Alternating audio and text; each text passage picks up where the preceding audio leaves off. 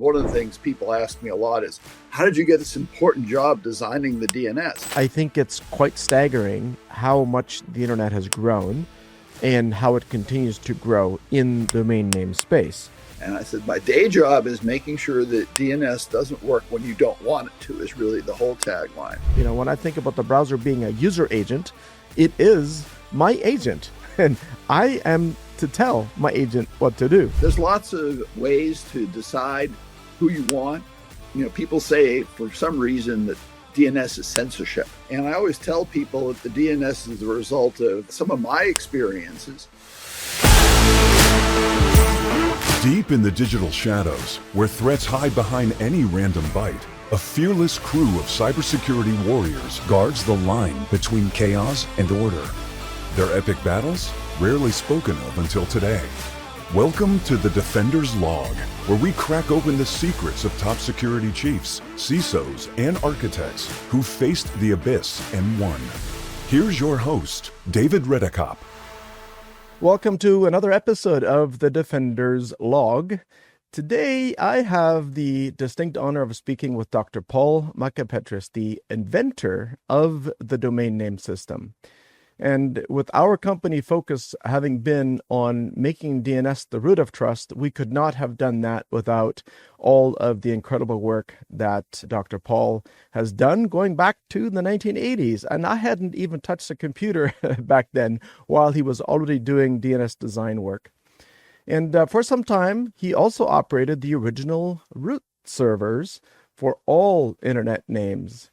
I can't even imagine what that must have been like, but Dr. Paul is also part of the Internet Hall of Fame, going back to the Nominum days, which is now part of Akamai, and he's now the chief scientist at ThreatStop. His mission is to help guide DNS and IP addressing to the next stage. Welcome, Dr. Paul. Happy to be here. I have been involved just a little while now in DNS, but certainly not to your level. So I'm really excited about today because I have a lot of questions lined up, but we don't have to go through any of them. I'd love to just hear from you what's on your mind and, you know, how it got started. I'm really curious, you know, what it was like before DNS was even invented, because most of us that started on the internet didn't have this idea of IP addressing in the early days. I mean, our kids don't know much about IP addressing, especially if they live in the IPv6 world, right? So take us back to the 1980s before there was even this awareness of the need for DNS. Sure. Well, people had decided to name things. They named files, they named machines, and so forth. So when I got involved with all of this, John Postel, who was my supervisor at ISI, said, hey, we've got this problem. We think it's a nice little problem. I mean, one of the things people ask me a lot is, how did you get this important job designing the DNS? And the answer is nobody thought it was important. They thought it was a nice little problem, you know, for a newly minted PhD to work on. So I went to work, and I always tell people that the DNS is the result of some of my experiences, the state of the art at the time, and some ideas that other people suggested. But I think actually my background was the most important thing. When I was at the architecture machine, which became the Media Lab, I built a file system, a distributed file system for multiple machines and so forth and so on. It turns out, interesting side note is that at the time, Nicholas Negroponte wasn't as famous as he became. So he couldn't get time on the big machines, the big IBM machines that took up rooms. So we had mini computers and one hard drive we had to share. So I ended up building a distributed file system just because, well, that was the pieces I had. But in doing that, I learned that I've built a fixed two-level hierarchy for file names. There was directories and files in directories. And afterwards, I sort of hit my head on the wall saying, why did you do that? Why don't you build a variable depth hierarchy? That's what people really want, even though they don't think they do. So if you take a look at the distributed naming system that Xerox had, you know, for the Altos and Xerox PARC and that famous, it was fixed hierarchies.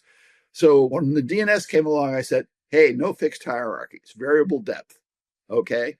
I also worked with Dave Farber at UC Irvine, trying to decide a hardware naming system for networking, basically because we were doing kind of microservices, but didn't know to call them that. And so we were trying to figure out how to have the hardware recognize names flexibly. And I worked on that. And there I learned that, like just making them bigger didn't necessarily make them better. You had to try and figure it out to the problem. So I kind of learned by my mistakes. I think some of those mistakes from those two prior episodes in naming were the most important thing.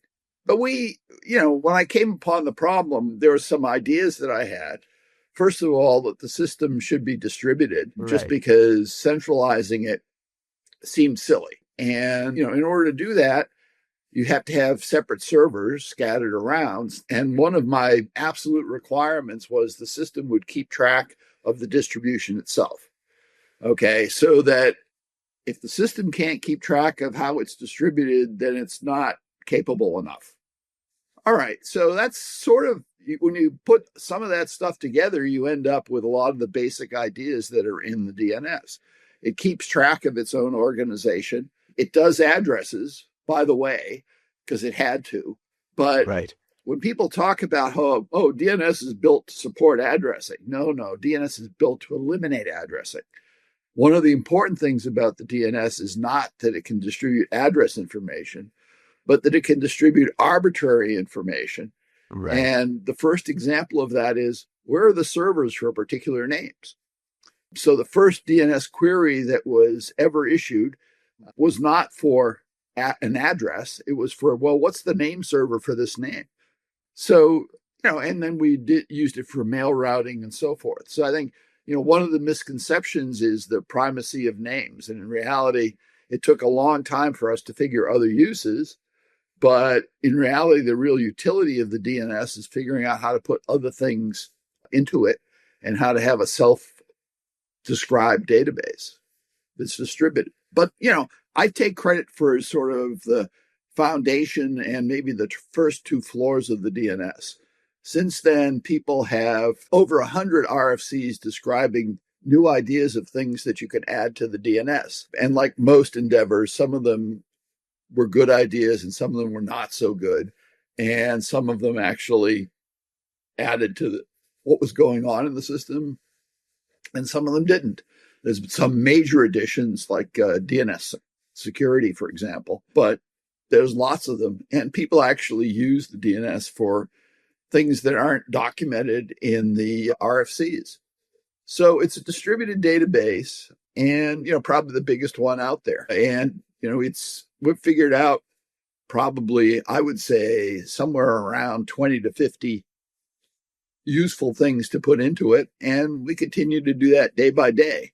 And we probably produce at least as many unuseful ideas. But, that's the nature of a distributed environment. Wow. I did not know about most of the things that you had just mentioned about the ingredients that, or the thought process or the experience that went into the beginning of that. So I'm really glad to find out about that. And it makes sense. I'm amazed constantly at the people that at the core of an invention, how many circumstances had to be just right for that to be the right timing, for that to be the right person, right? You took your experiences that you learned in doing distributed file system, and then the whole aspect of making it decentralized. Like, that was absolutely brilliant.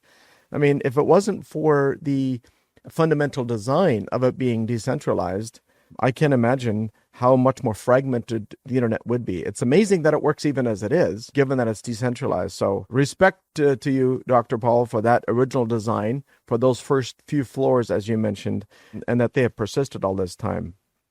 I'm wondering if the IETF people are in the future going to be proud for having authored 4-digit RFC numbers, because we're approaching the 10,000 RFC. I haven't counted to see how many of them are DNS related, but yeah, there's a lot that's been built on top of that. That's pretty phenomenal. At what point, when you were running a root servers, at what point was the number 13 decided, and how did that happen? Oh, that happened after I left. The funny story was, I was working on DNS and with ARPA sponsored it, or DARPA, if you prefer. They sponsored it. And after a while, they said, well, we're not sure this is research. Everything that needs to be done has been done. And so they said, this is not cutting edge research anymore. which in a way was absolutely wrong.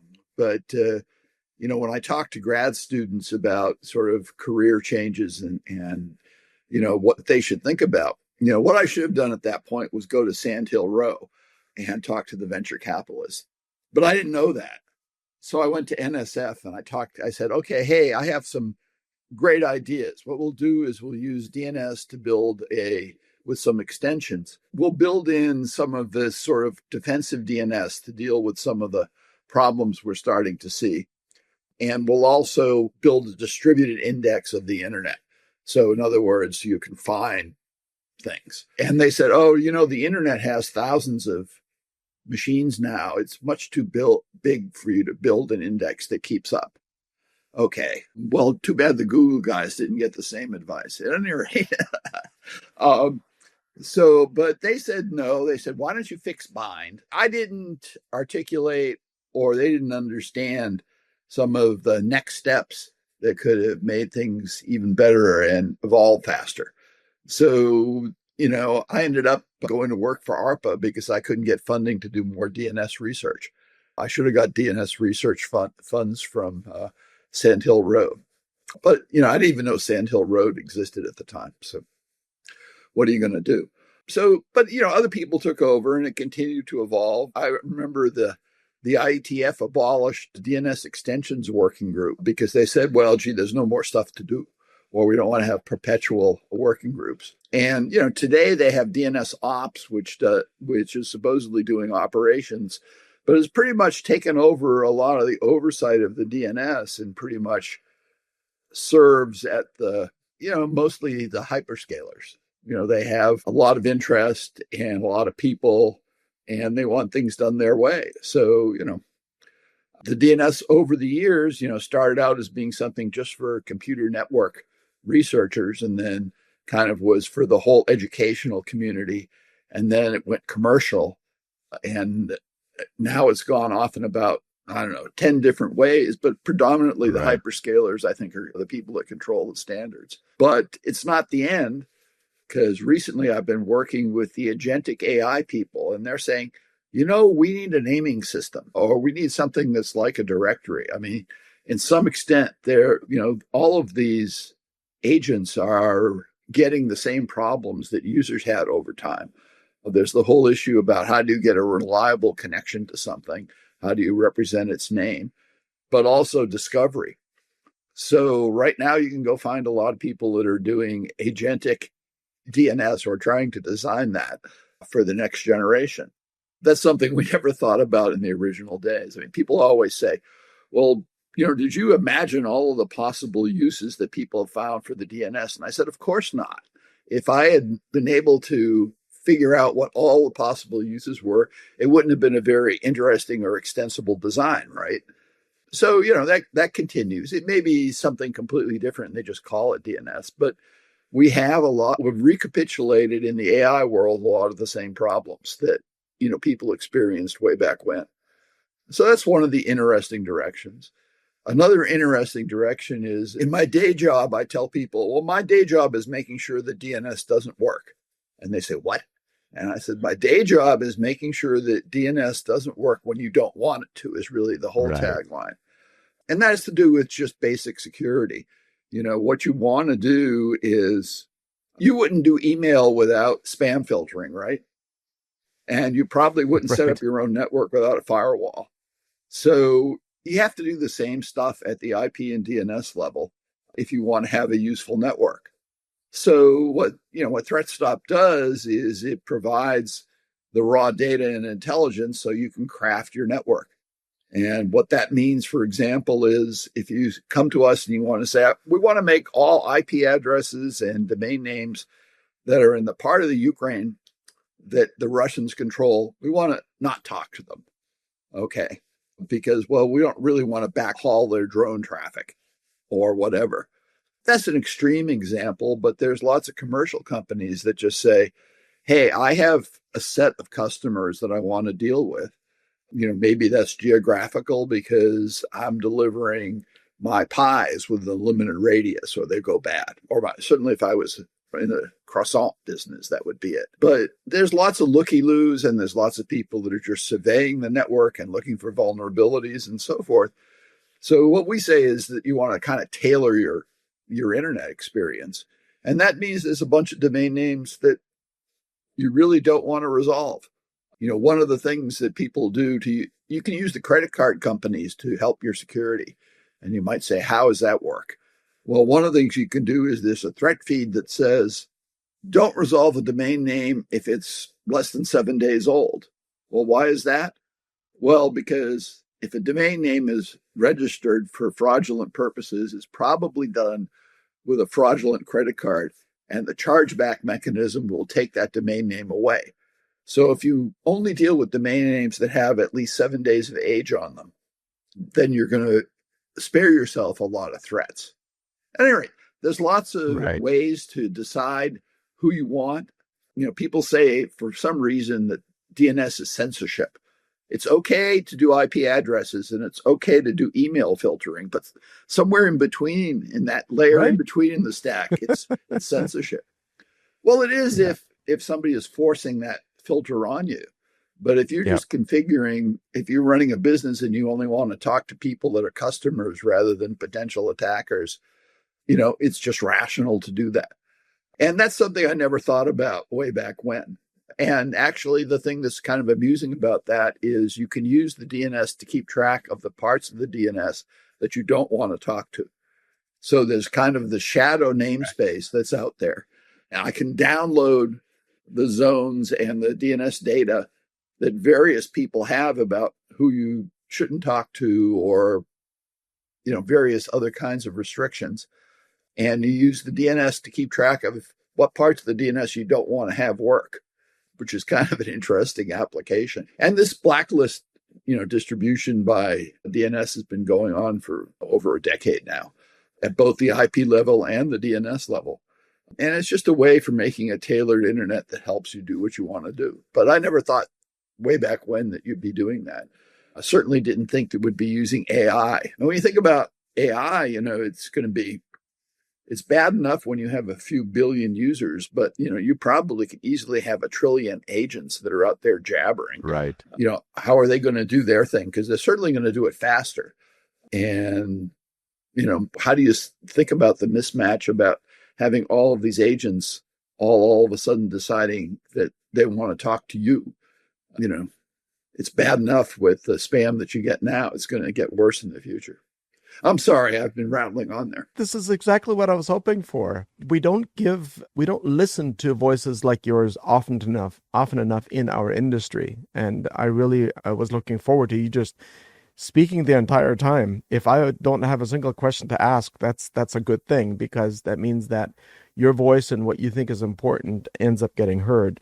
But I did make some notes here while you were chatting about a bunch of things. And one of the areas that, before I skip past the start too quickly, is there any one particular aspect that you feel you're most happy about in terms of early design decisions that have stood the test of time, that you're like, wow, I'm so glad I did that? Is there any one particular area that you would say that about? I never wavered from the system has to be good enough to keep track of its own data. Okay. It's kind of funny because as the system was evolving, there was competition from the International Standards Organization and X500, and it was much more sophisticated in a lot of ways. But they didn't use the system to keep track of its own distribution, which struck me as just very bizarre. So I think that's one aspect of the design that I always insisted on, and I think was the absolute right call. I guess I should probably, if I'm going to do that, I ought to say, well, what was the big mistake?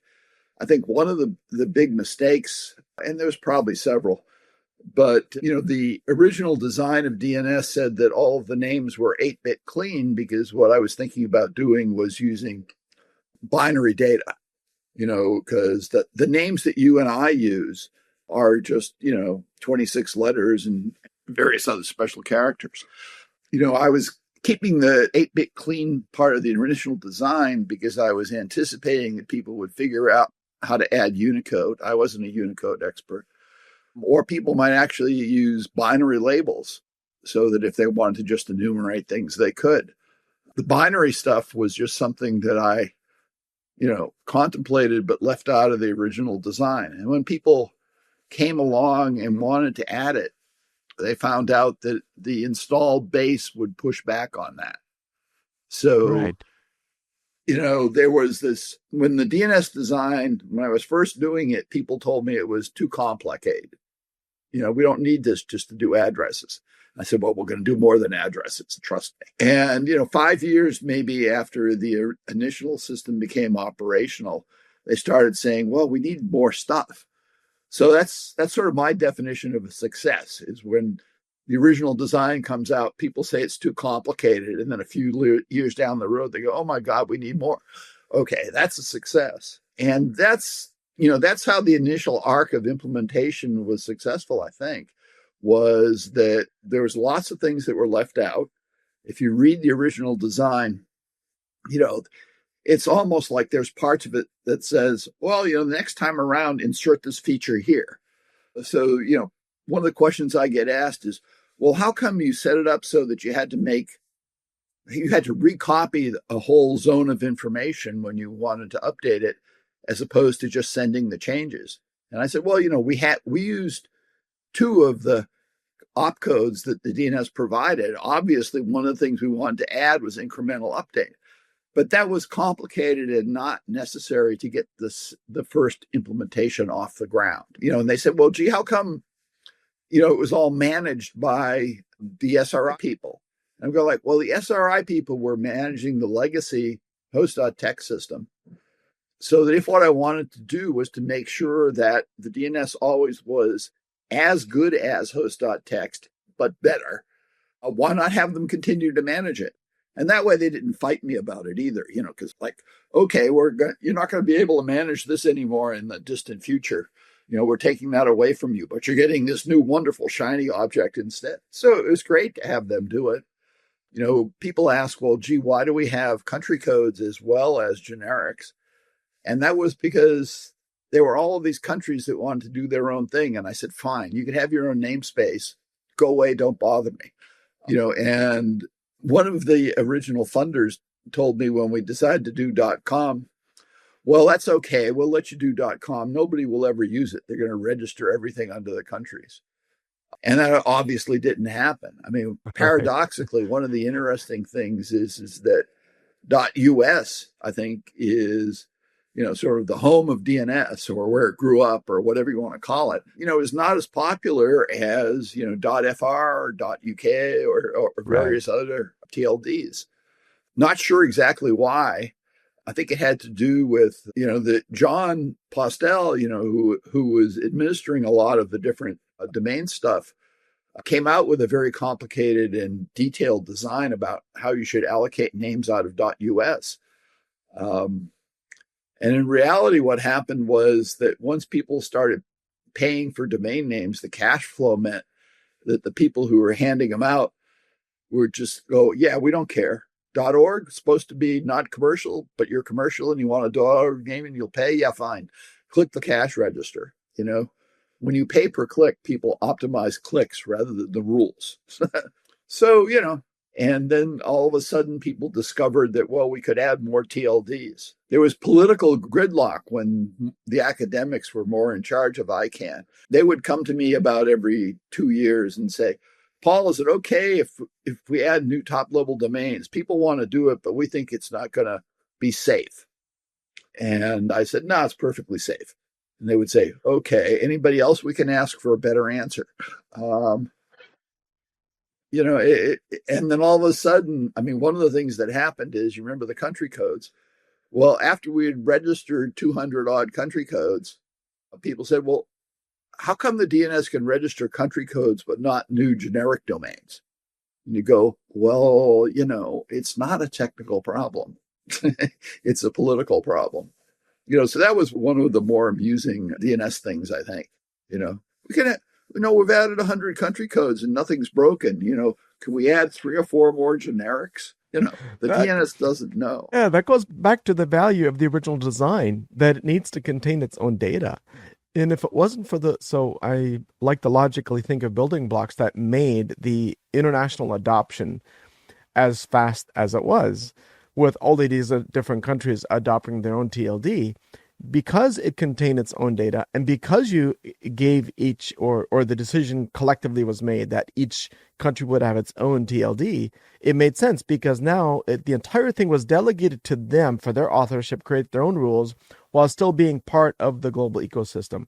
There is so much foresight that went into that design. I'm constantly amazed that everything even works. But as I'm beginning to understand what the building blocks were, I'm even more impressed. Where did the port number 53 get decided on as a listener? There was just a bunch of ports that were allocated, and at the time, there's nothing unique. It isn't like, what is it? 42 is the answer at any rate. Yes. I'm sure there's a lot of people that say it's always DNS, so maybe 53 is the problem.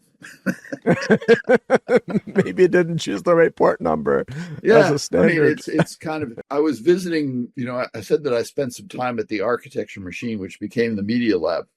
I just went back there for a reunion, and I walked in the door and I got dragooned into a session about, well, how come Amazon failed and it's always DNS? And what about this agentic AI? We think we need a new DNS for agentic AI. And it's just kind of funny to see that. Carpenters usually don't blame their hammers. So I don't think sysadmin should blame the DNS. It's kind of funny that some of the things the DNS gets blamed for, like there was a famous internet person the other day that was on LinkedIn who was complaining about, hey, this particular TLD is going to take my name away according to their rules. Why wasn't the DNS designed correctly? Going, the DNS was designed so that, on purpose, so that you could have whatever TLDs you wanted. There's nothing, it isn't like there's some physics behind, we have country codes and generics.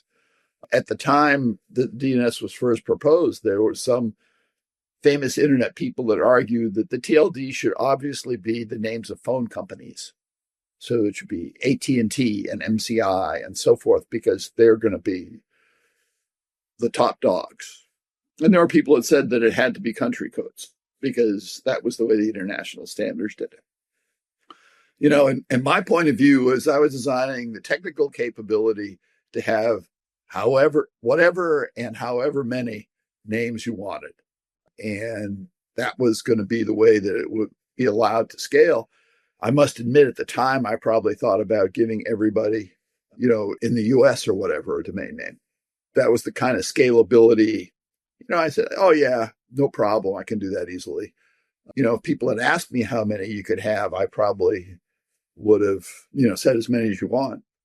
Getting back to answer your question about the 13, one of the original things about the DNS was it was set up so that the traffic could go in datagrams rather than or UDP, rather than requiring TCP connections. So the DNS original design said, well, hey, if the query or the answer is small, you can just do UDP. Once it gets bigger, you transfer over to TCP. And I never imagined that 512 byte number, which is where the UDP size comes from, wouldn't scale. I had taken classes from Carver Mead and learned about Moore's Law and all like that. And I always assumed that datagrams would just get bigger because I believed in VLSI and I believed in fiber optics. And, and I knew that we were just at the start of that. So why they weren't going to increase the size of the datagram, I never understood that exactly. And that's a similar thing to like when people wanted to add binary labels, all of a sudden they found out, well, my cable modem box might not know how to do that. One of the things the DNS hasn't figured out how to do is, what I call the Steve Jobs, let's kill off the floppy disk. Let's get rid of that port. How to move on to the next level hasn't been something the DNS has been able to do. I worked as sort of the CTO for hire at ICANN for a little bit over a year. Oh, okay. There's all these people that talk about the security and stability of the DNS and so forth. And, it's all very important, but, you have to evolve and move forward. And, security and stability is used, I think, more as an excuse for not changing something or not changing who's in charge of something than is really merited. During my stay as CTO at ICANN, one of the things they said is, come up with a plan for some strategic, directions. And I said, okay. And you can go find that report on the web because I got a bunch of smart people together and we talked about it. One of the things that I proposed was, hey, what we can do is we can use something sort of like blockchain or distributed ledger technology, and we can use that to just do registrations at either the root or any other domain, DNS. That'd be kind of cool. You could have distributed authority and you could say, okay, we could add a new country code if, let's say, 2/3 of the existing country codes go along with it. And you could just have an automated system to do the voting and so forth. And, oh, God, they hated that. Oh, boy. The technical people said, Paul, this is real cool. And the administrative people said, you're taking away our authority? No, I don't think so. Go away. Go back to binary labels.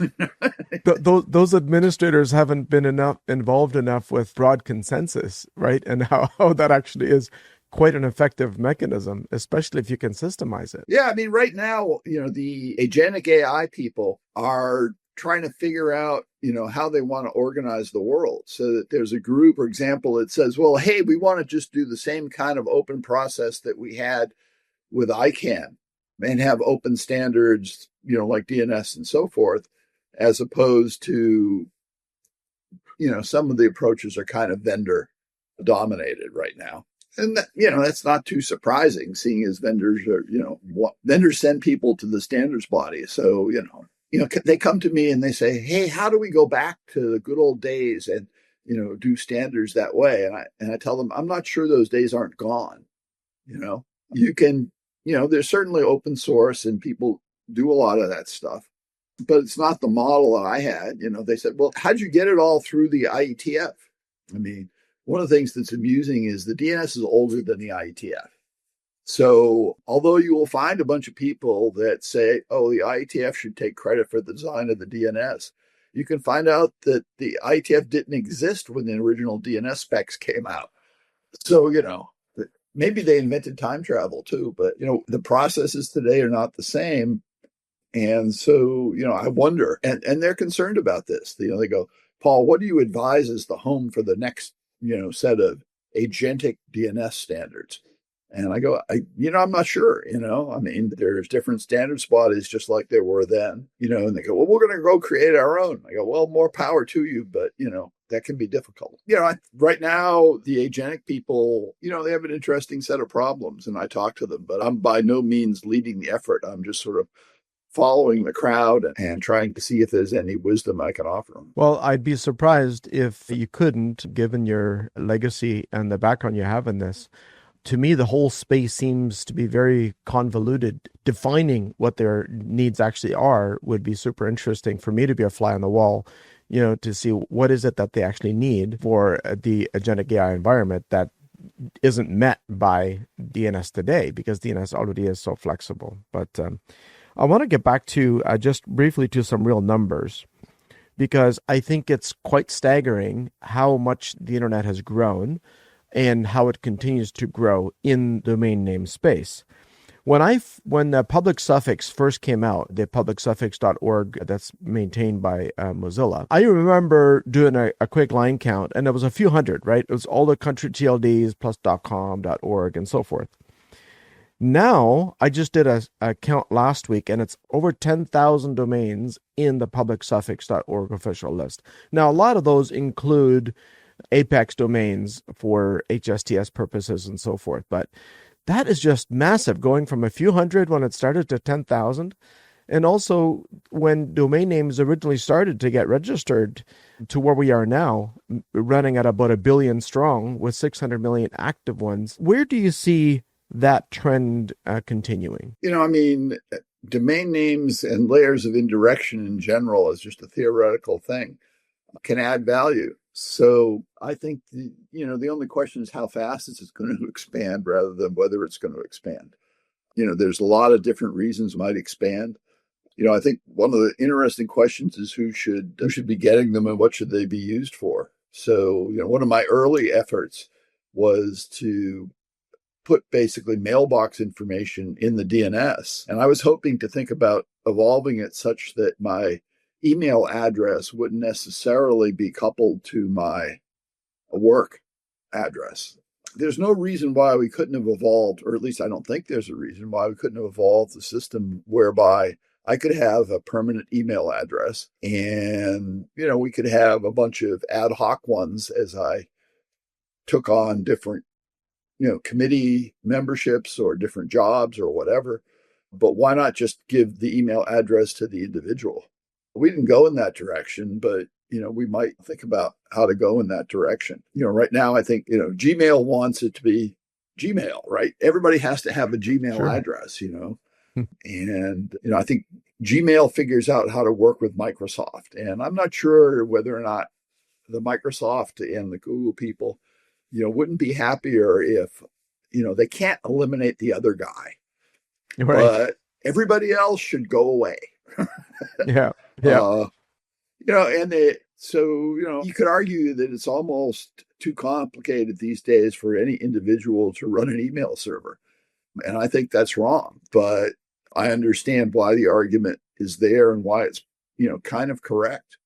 I mean, I don't have time to do it. And I only know of a few people that still do. They every so often, we have to go improve the security of email. So, unless you change to follow our scheme, you're done. I use Gmail, for example, just to get mail to my phone. My Gmail address, I only pretty much read on my phone.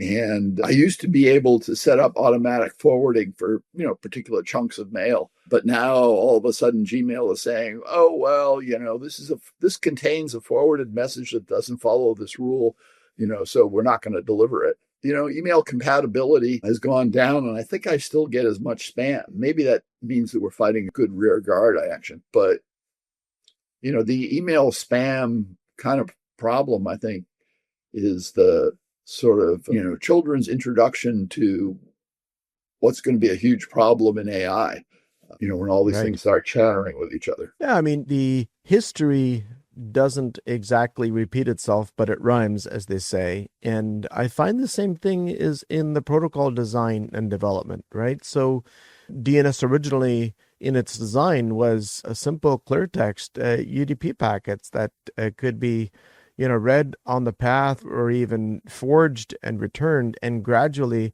we added security mechanisms, including DNSSEC, and then moving towards DOT, DOH, DOQ, and so forth. I find that we forget about the rhyming. And so I'm glad that you brought our attention to the fact that AI and agentic AI is probably going to go through the same journey, right? We always find a way to first make something work, and then we're excited when it works, and then we look to optimize it, to be better, and then finally the last step is to secure it. And are we on the same path to do that with AI? We have some of the notions about doing security, and we have some of the notions about scaling.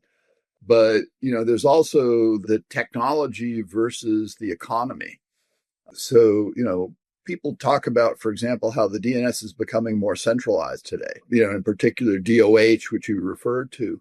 That design was not created with, keeping the internet distributed in mind. So, why are people automatically forwarding, my traffic to Cloudflare? Why is my TV set talking to an encrypted connection to God knows where?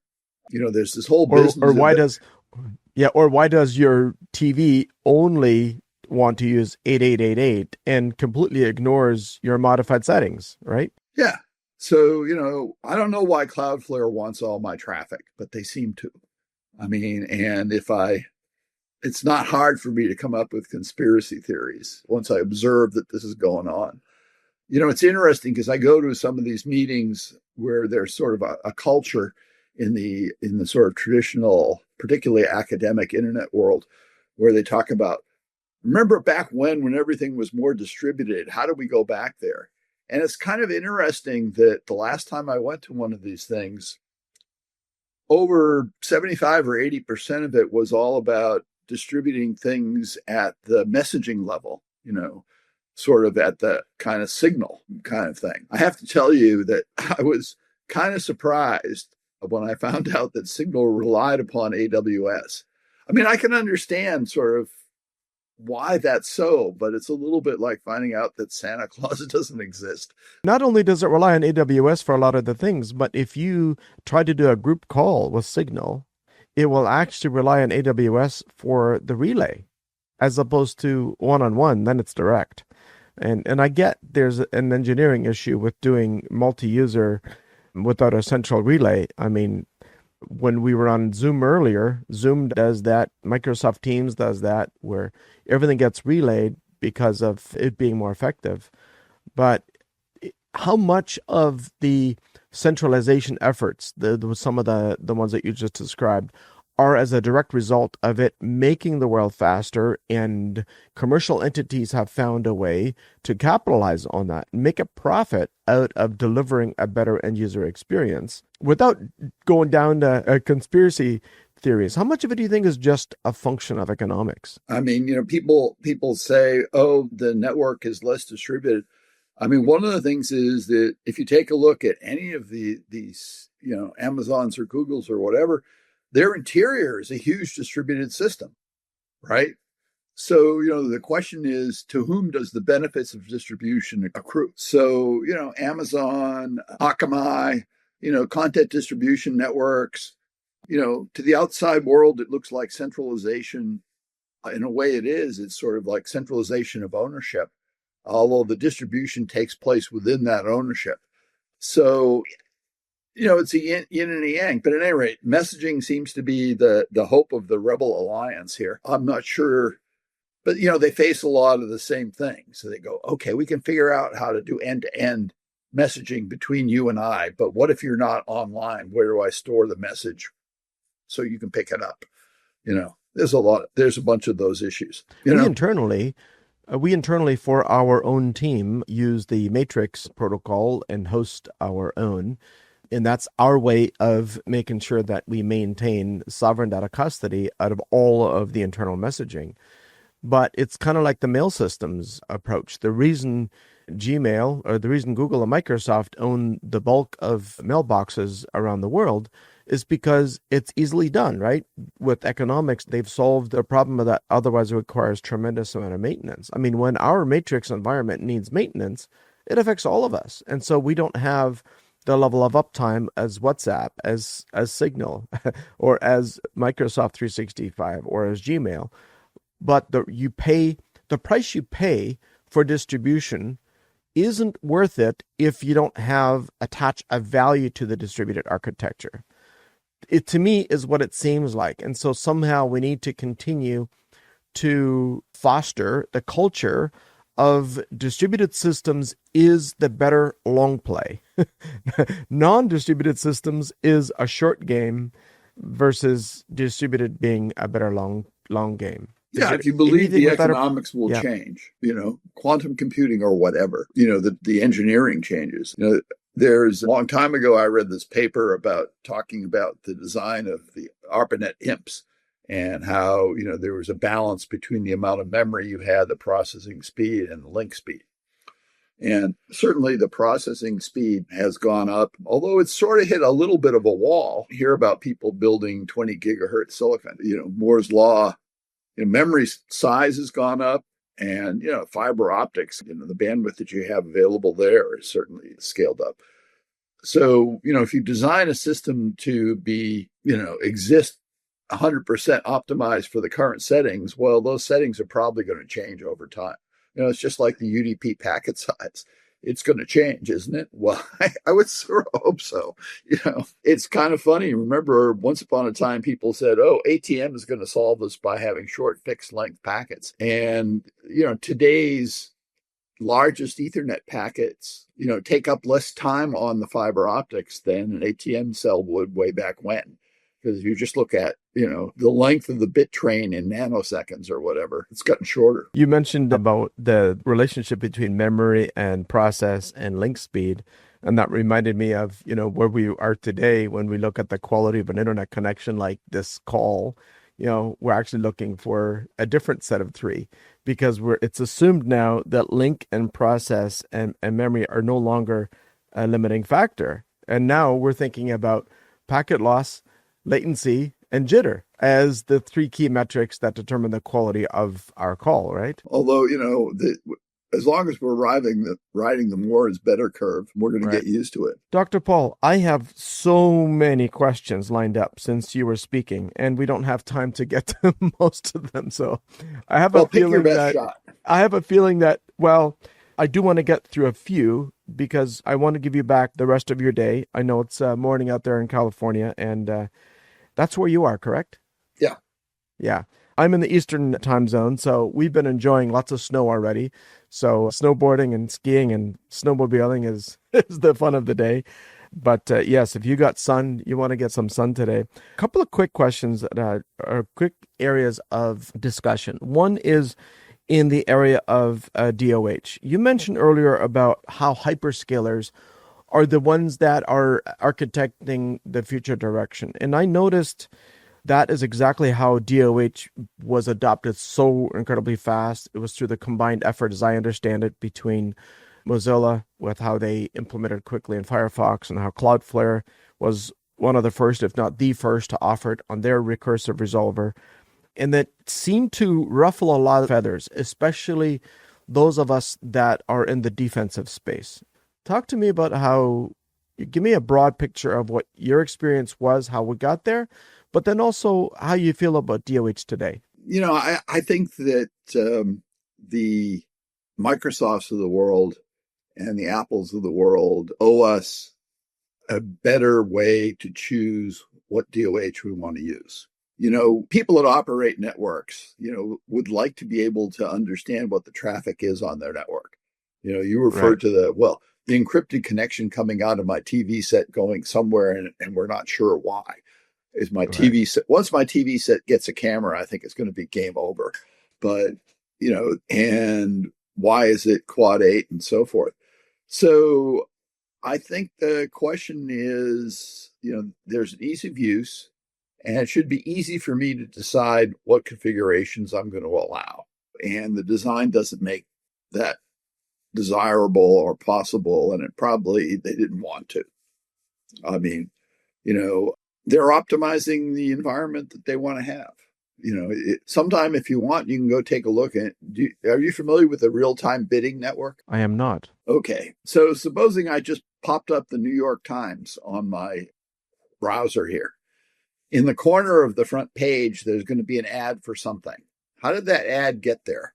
Well, in the background, what happened is that the information that's been collected is sent out to 100 different organizations to say, hey, do you want to pay to put an ad in this space? Right. And those organizations may just be collecting that information for their own purposes and never want to place an ad, or they may be bidding to put the ad in place.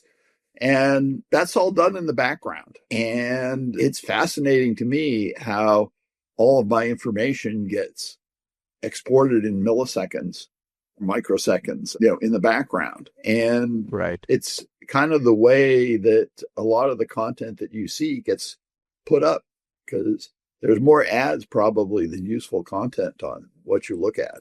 You just tune it out, right? And that leads me to a comment that I wanted to make. I'm in a trial. I have tested out the ThreatStop, the cloud DNS service with the DOH URL, and it works exactly as advertised. In fact, I've been running a scroll here in real time of all my queries, going to my DOH URL that has, my account number attached to it. And so it really is such an important feature, and it's at the foundation of our company in many, that protective DNS is where it's at. And that I didn't understand about real-time bidding network as an actual name, But when you see trackers and ads or services being called third-party services, when you pull down a website, that's what basically facilitates that, right? Or at least a lot of the times, I'm guessing that is what triggers the real-time bidding network. Yeah, you visiting the site. It's just anytime there's a reference to put an ad here, please, Mr. Ad Broker. You can see that traffic going out. There's a guy named Bert Hubert, who's kind of a polymath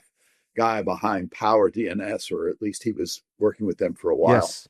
And he made this web plugin, and it says, okay, what I'm going to do is I'm going to make it ding every time, you send information to Google. All right. Now, it turns out that this is a totally useless thing in the real world environment because you're just getting constant dings. It was kind of useful to explain to the politicians about what their internet experience is like these days. Right. Right. And, and of course, you don't get to see who that information is distributed to. But, they're tracking 144 potential, I think it's 144 potential variables and sending that out.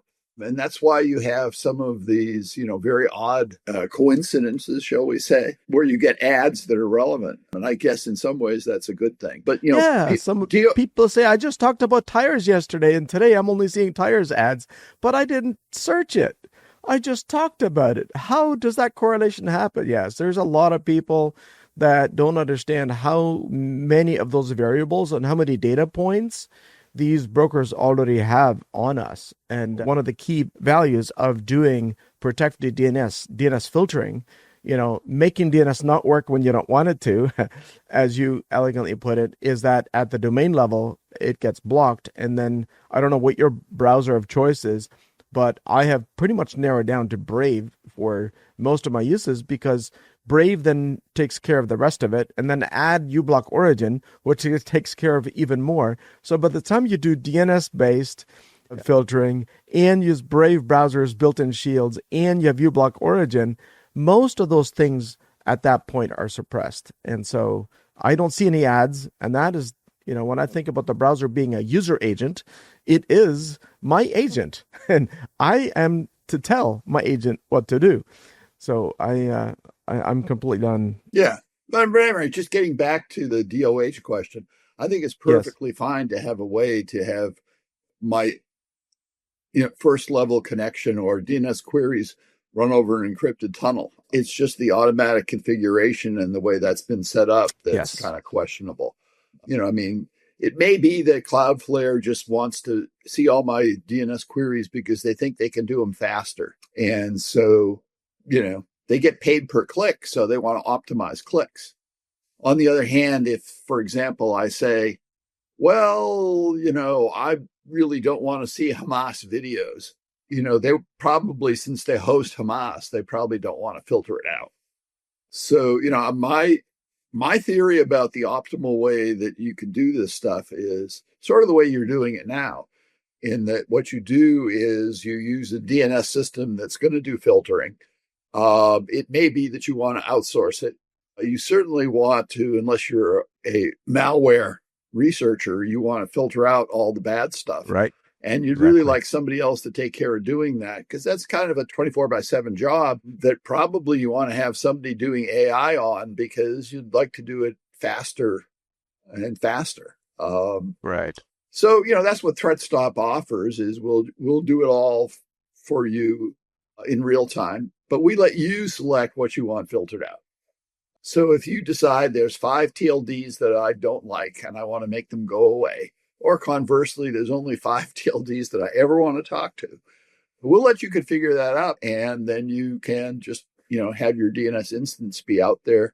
You connect via DOH. If you want to run it inside your own environment, we let you do that. I was kind of surprised. We just announced that we have a firewall configuration for US, and that just came out. I'm kind of surprised. I would have thought that AWS would be offering firewalls. But as an example of what rules you might want to use, one of the rule sets we offer is, the US government has various rules about entities you can't talk to, ITAR, OFAC, etc., sanctioned entities. Right. So if you want, what we'll do is we'll hook you up so that you won't be able to talk to them.